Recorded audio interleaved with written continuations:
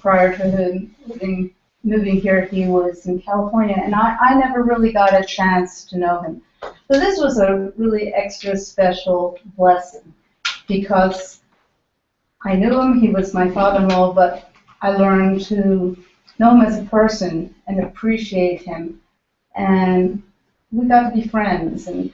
And when you look out there, you can see those raised beds in the gardens. My father-in-law built all of those. And there's some blueberry bushes out there. He built them. He told me, and it started on redoing the deck.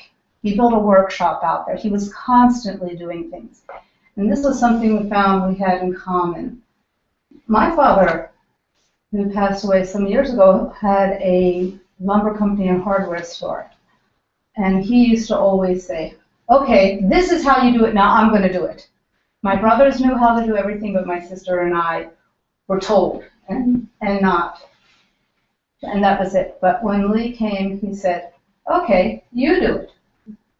So he was very encouraging. He taught me, he gave me the faith in myself to do things. And he expected me to be able to do it, and I did. And I was just so fortunate to have this time to get to know him, to spend time with him, and to have him in my life. And I learned quite a bit.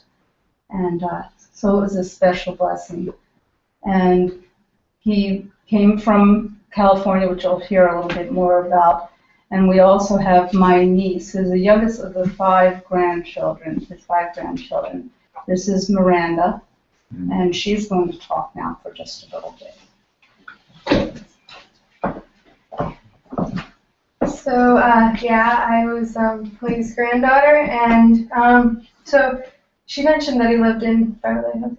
Not Beverly Hills. No, he lived in California, and then he lived in Big Bear, and I would go to visit him a lot. So technically, I practically grew up in Big Bear with my awesome mountain man grandpa. And he taught me how to ski, which was pretty fun and cool, because now I love to ski. And it was kind of special because it was something that he loved to do. And he also had these really cool 2 wolf dog things. I don't know. I don't know what kind of dog they were, but I really liked them too. And so I would look forward to going up to there. And whenever he would come down to visit us, which wasn't for very long because he was really, really stubborn, he would always read me a bedtime story, but he would change up the words to the story, so it would become this really weird and crazy little tale, and it was always very interesting, and a lot of the times it had bears and dogs in it. It was strange, but he also attended my bat mitzvah, which was really special because a few years ago we didn't even think he was going to make it to my bat mitzvah, but he did. In February. Awesome. Bat mitzvah in February. Yeah. So Was it? that was, I think, the last time I actually ever saw him. So I'm kind of glad that he was up and kicking and making jokes the last time I saw him, so I can remember him like that forever. And it was a special event, so it made my last time seeing him really special. He passed the Torah to you. Yeah, he passed the torch to me. Yeah, it's really special. Really, really special. So yeah, my favorite grandpa. Yeah. That's all I have to say. That's beautiful. Okay, so I'm Miranda's mom, Jillian, and actually our family are quite migratory. Brad and I grew up in Westchester County, north of New York City, so that's where we were raised. Actually, we were born in Manhattan, but we had a kind of a special upbringing. My dad was one of 5 siblings. His parents, our grandparents, came over from the old country, and my grandfather lived through all kinds of different financial situations, but essentially he became a furrier. And so my dad, I said last night too, I think it's really important to acknowledge that he was part of that great generation of people who, he was born in 1924, he lived through the Great Depression, he was in the Army during World War II, really tough stuff these people were made of. He's survived, by the way, by the youngest of the 5, my Uncle Al, who's in his mid-80s, I guess, and my aunt, our aunt, Hilda, who's 93 and a half. So they're tough ones. But we've lived in a lot of places, and when Brad and Madge moved down here, my dad was, along with a couple of his sisters, still in the tri-state area, what we call in New York, New Jersey, Connecticut area, but eventually he was lured out west by me and remarried. Our mom had died, and it was really a great situation because he had always loved skiing, and the lady I introduced him to, Sally, was also a skier, and she had this wonderful mountain home that became their home, and it was really wonderful for us because we were in this very urban Los Angeles, and we could get on the freeway and drive up this mountain road and visit him. And he had things exactly the way he wanted there. It was in the middle of the woods. It was a cabin on the National Forest. So in fact, you had to unlock a gate. You would arrive on a dirt road, get out of your car, unlock the gate, drive through the gate, stop your car, get out, and relock the gate. It was all manual, and the road was not plowed in the winter. So in the winter, you had to snowshoe in and out if there was enough snow that you couldn't drive. He had a wood stove. He did all the insulation in the place. It was pretty rustic, and he loved it.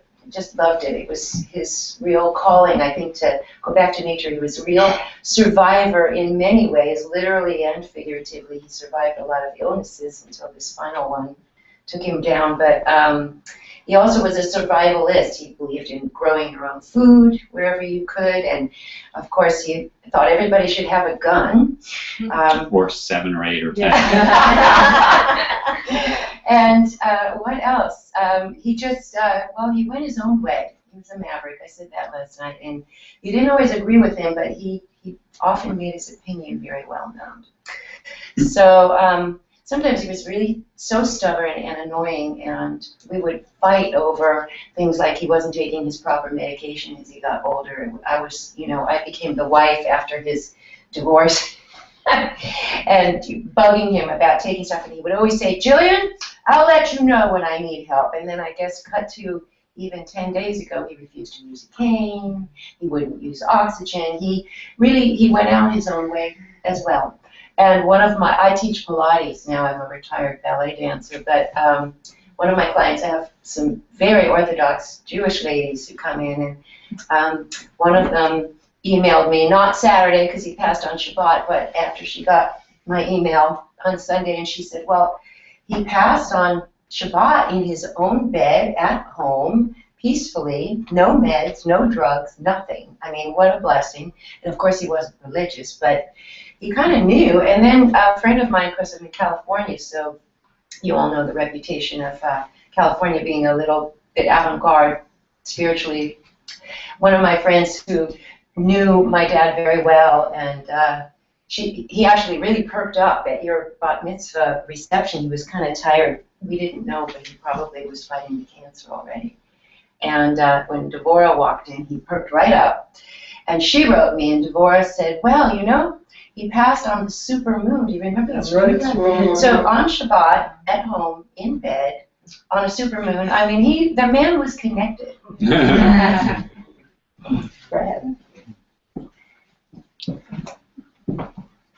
Well, first of all, I want to thank you all for coming. We really appreciate it. The support that we've been getting from the community, and it really is great. It makes you, know that you're not alone. I mean, you always know that intellectually, but it makes you feel it, which is really good. My father certainly was a character, and if you don't get enough of him from us talking about it, there's some YouTube interviews that you can go up and look at, and I did write a note about his life. I know Mindy was talking to me about it on my Facebook page. I'm going to just tell one anecdote. If any of you were at my middle child's bat mitzvah, you've heard this before. You may not remember it, but when I was a kid, when I was, I don't know, I must have about 10 years old, my father, who had grown up on this farm originally in Westchester, where there was a lot of freedom and the kids really ran the place pretty much. He had been driving tractors and all kinds of stuff. So he was like, also very mechanically minded. He decided when I was 10, it was a perfectly good time for me to learn how to drive. Now we had a little private road, which was maybe 1/8 of a mile long, gravel. And so it was pretty safe. I mean, it wasn't like I was going to hit another car. We had a Corvair, if anyone remembers the Corvair. It's unsafe at any speed, right? Well, this was a 1964 Corvair, so most of the stuff had been fixed, that Ralph Nader pointed out. So we went up to the drive, and I was driving one way and then driving back and driving one way and driving back. And the third time I went back towards the road, I don't know what happened. I got distracted or whatever. Anyway, I swerved a little bit to the left, and I hit a tree.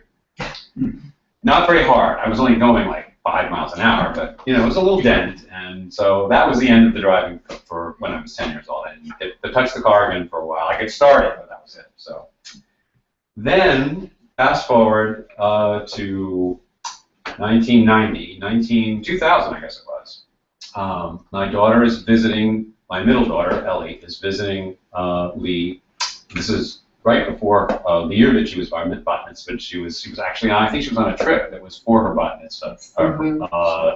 And she spent part of the time in Beverly Hills with my sister and part of the time in Big Bear Lake with my father and his wife, Sally. And so they're driving around town, and I don't know how it came about, but Lee decided it was a good time for Ellie to start driving. Okay, so she's 3 years old, right? So they take her to a parking lot with this, big, I don't know what kind of car it was. Like, it was a huge car, much bigger than a Corvair. Yeah, you could have fit like 3 Corvairs in this. So Ellie's driving this monster tank thing in the parking lot, which, and she does really great. And she's like totally jazzed. I mean, this is like way beyond her wildest expectations of what would happen on this trip. She's like really happy. That would have been enough for her. But Lee and Sally, although making comments about how dangerous she was and how, what a big risk they were taking, decide that she needs more experience. So they have her drive to wherever they were going, in the bank or the drugstore, in town. They're on the road. She's going like 10, 12 miles an hour. She's really a little bit nervous, but she's, down with it. So she drives to the place, to wherever they're going, and then they say, okay, now drive home. So she drove through town, again, really slowly on their little road, and then up to the gate that Jill described. And so they say, oh, this is too dangerous. We have to let the dogs out. And they open the car, and the dogs run out. Dogs always are let out of the gate. This is not unusual, but they're pretending, like making like it's a big deal. And then they both get out of the car, Sally and Lee, to open the gate. They open the gate, and they wave Ellie through, and she drives, what she thinks is through. The gate goes in, and you have to close it back out. So sometimes you have to drive a little bit further past the gate for it to close again. So they wave her forward again, and she moves, inching, carefully forward again. And then they wave her again, and she knows she's past the gate at this point. But she goes forward a few more inches, and then they wave her forward again. And at this point, she's saying to herself, well, I know they were kidding about my being a bad driver, but maybe they really want to walk up. They want me to go up. So she puts her foot on the pedal and zooms up the hill. It's like about a quarter of a mile, maybe not quite a quarter of a mile, but it's a ways up to the house, which is, kind of fine. And then she gets to a place where it kind of turns. And this is a dirt road, by the way, and basically a track. And something distracts her, and so she goes off a little bit to the right, and suddenly she's in a ditch. Okay, so now she's a little panicked because she doesn't want to be, caught in a ditch with this car she's been entrusted with, and she's on her own. She's the only one in the car. So she guns the motor, trying to get back, and of course it digs deeper and deeper and deeper. And meanwhile, Sally and Lee are now running up the hill, yelling, "Stop! Stop! Stop! Stop!" So, they give her instructions on what to do. It's too hard. She can't get out of the ditch. So they, Sally and Jill and Ellie go into the house, and Lee plays around with it. Eventually, gets it out and he brings it. So the cool thing was that they continued to kid her, of course, like crazy, but they never yelled at her or said she did anything wrong. And I mean, they were totally cool with it. And so she has always said that she took this to heart and thought that they were the coolest grandfather in the world, and that when she gets to be his age, she hopes she's as cool with her grandkids as he was with her. So that was Lee. So thank you for coming. All right, let's just finish up. I'm gonna sit down because Was it the same? I recovered from my surgery. No, The trouble this is California, I my, was in New York. my good leg is the one that hurts now. Overstressed. Yes, by not, I have to learn to stand on both of them all the time. So page 62, we rise. Olena Lishabea, Mado, Nako, Say to Lord, say, show us our soul. Hello, someone who is your father, show us some kingdom for him. We go Raleigh, we call on good glory. We shall have a team. With a melody, of a happy,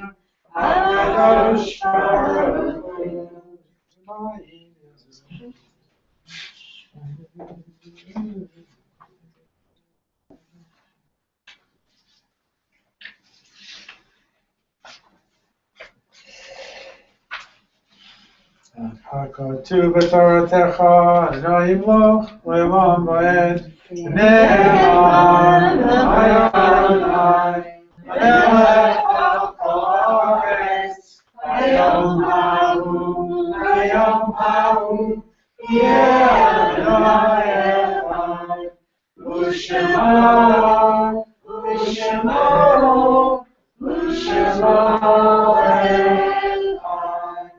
the bonus Kaddish on page 68. Yikadash Merabah, Be'amah Divrah Yurtei, Yamalik Malchutei, V'hayekon V'yorekom, V'hayek V'hayek Yisrael, V'hayekon Zman Rabbi V'ru Amen. Yeshmei Rabba Barak Yoham Yitbarach V'yishtabach V'yizkarach V'yitzaman V'yiznaseh V'yitalar V'yitaleh V'yitalal Shmei V'yishah V'rivu Le'elam V'yimro V'yirata Tushmehata V'nehemata Damiran V'yama V'yimru Amen Yesh Rabba V'yishmaya V'chayim Aleinu V'yakol Yisrael V'yimru Amen Oseh Shalom V'yirvat U'yaseh Shalom Aleinu V'yakol Yisrael Amen. Concludes the service and also your Shiva. So we can Thank you, turn Sal. to the back when you get a chance. And you're welcome to stay. And Thank you. There's food, there's food. I just wanted to mention, we consider this not just a Shiva service, but this is a celebration of Lee's life. So we'd like you to come in and help us celebrate.